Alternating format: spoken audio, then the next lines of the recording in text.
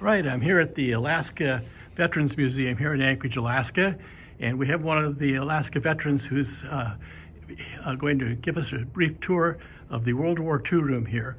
Dennis, if you'd like to give your full name there and tell us a little bit about how this museum started and then tell us some more details about what's located here in the World War II room. Well, this is the Alaska Veterans Museum. We're here on 4th Avenue in Anchorage. I won't give the full story of the museum, but it's been around for over a decade now, decade plus.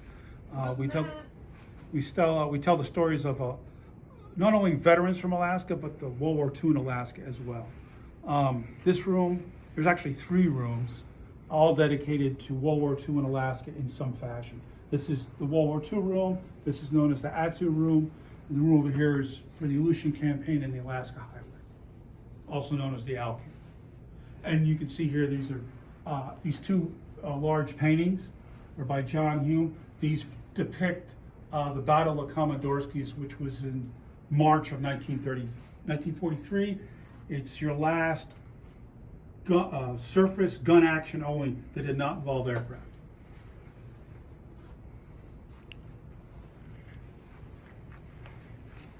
And your full name there, Dennis? Dennis V. Duprat. Thank you. So this is the World War II room. This plaque here, this case, discusses World War II in Alaska, but one of the things I want to point out is you see all these patches. All these patches were major units in Alaska during World War II. The 11th Air Force still exists today. They are the primary Air Force command in Alaska on Elmendorf. This is the patch for the 7th Infantry Division. It doesn't, as a division, it doesn't exist anymore. There's still a division command in case we need it. But these are the troops division that came up and fought and retook Attu. This is the Alaska. This patch eventually became the Alaska Army National, the Alaska U.S. Army Alaska Command, USARAC. In World War II, it replaced this patch, the ADC patch, Alaska Defense Command. About mid-war, this patch became the primary patch that the Alaska Defense Command would wear. So troops assigned to the Alaska Defense Command would be wearing, I think they started off wearing this and then went to this. This was for the task force that took Kiska, and some of these are aviation patches, and this was a logistics unit. This was associated with the Navy. As you go forward, we have other displays. This is the story depicts the story about the U.S.S. Grunion. It was a submarine that came up here during World War II. I believe it is a Gato-class submarine. They were on patrol off of Kiska, and they wound up firing some torpedoes at a Japanese merchant ship. Merchant ship fired back at them, and it was discovered back in 2013 or so.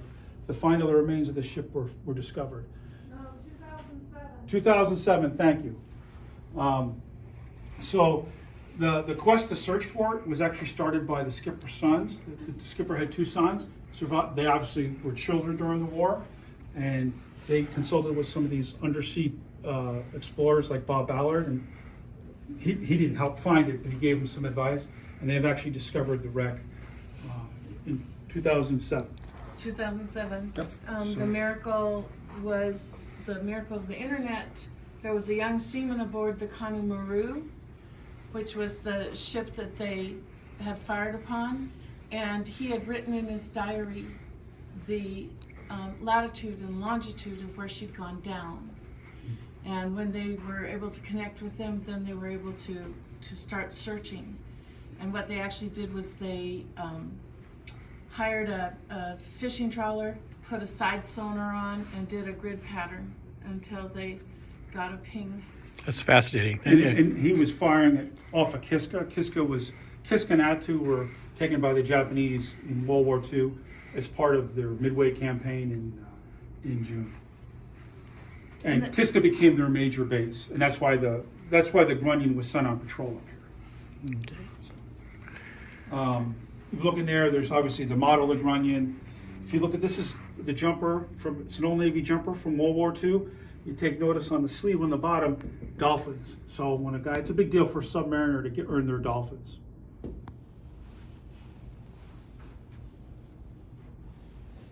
And it's kind of a living story. In 2018, we had a son from one of the Grunion sailors come in. And that book is in memory of all of the sailors. This is And he's looking through it, and he finds a picture of himself and his brother with his dad. And I get this call from my volunteer going, Jen, there's a Grunion son in the museum. And the U.S.S. Alaska, which is a ballistic missile submarine, they've come and visited, and they're big into this, preserving this story. This item, this 90, has an interesting story. So this is from a local veteran, from his wife. The gentleman was assigned to the 15th Air Force. The 15th Air Force operated out of Italy in World War II. He was shot down toward the end of the war, parachuted to safety, still had his parachute, was captured. He was liberated by the Red Army. He gave some of the parachute to the Red Army to get out of there. Eventually got back to Italy. When he got back to Italy, his stuff had been shipped back home because he was missing in action. They couldn't pay him until the bureaucracy caught up. So he kind of lived off the black market, selling stuff, cigarettes in Italy, and he actually had this parachute made into a nightie for his wife. So it's a nice local story. This covers the Alaska Scouts. The Alaska Scouts, their official title was the 1st Combat Intelligence Platoon for the Alaska Command. They acted as basically scouts for the unit, for the Alaska Command. The unit was part of the regular Army, but they were made up of a lot of Alaskans and men with a lot of outdoor experience. Lumberjacks, trappers, Alaska natives, like Mr. Billy Buck here. There's a photo of him as a young man, as a soldier, and this is him as an older man. I think he may be the last surviving scout. They provided the ability to send people ashore. Like as we advanced down the Aleutian chain, they would land on some of these islands we set up airfields on, make sure the Japanese weren't around, and they would help survey the terrain. Matter of fact, this map shows patrols that they made around what is now the state of Alaska through the war, and it's a original document.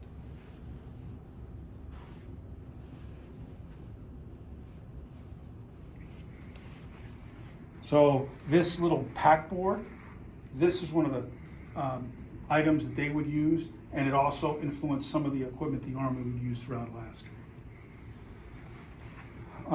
That's an old Army radio set. This uniform, these set of uniforms, this is a coat tee, this is a gray blouse and trousers. This is a West Point uniform, and it's from a gentleman. He's not the first, but one of the first early Alaskans to go to West Point.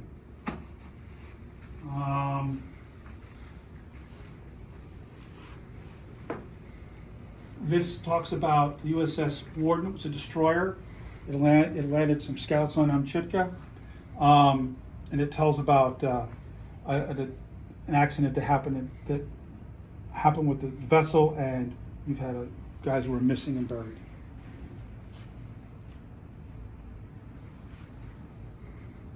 It's a Navy uniform from World War II. It's not white; it's a darker blues. And if you look on the side, that's he was assigned that patch is for an amphibious force, so the guys who drove Higgins boats and stuff like that.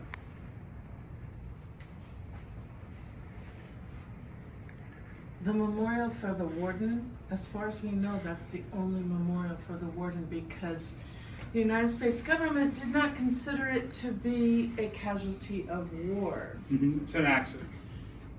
And so there never was one. And in 2015, I think it was,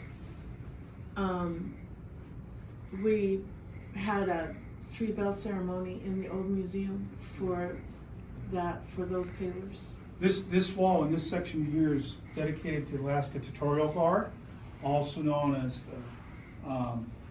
Eskimo Scouts. the Eskimo Scouts or the Tundra Army. That gentleman listed over here, Marvin Marston, Colonel Marston, which became a brigadier general.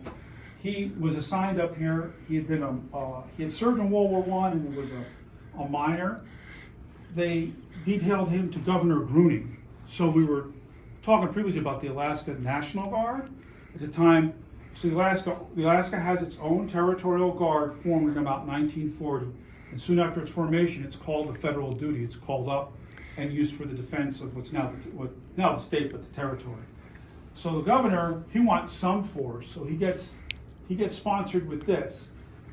He gets detailed 2 officers. One of them is Marston.